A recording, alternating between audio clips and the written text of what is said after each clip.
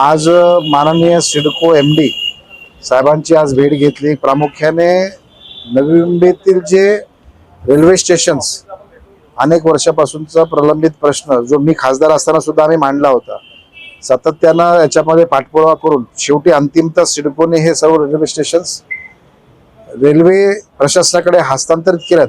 पण सर्वात मोठा मुद्दा निर्माण झालेला आहे की रेल्वे स्टेशन्स आणि परिसरामध्ये सफाई कर्मचारी आणि कॉन्ट्रॅक्टर यांच्या उदरनिर्वाहाचा आणि त्यांच्यावरती या ठिकाणी उपासमारीचे दिवस निर्माण होणार आहेत।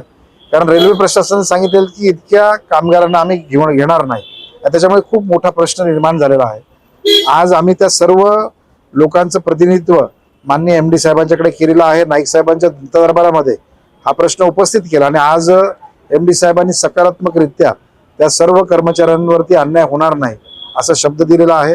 आम्ही या निमित्तानं एमडी साहेबांना धन्यवाद करतो आणि लवकरच हा प्रश्न सुटेल अशी अपेक्षा व्यक्त करतो।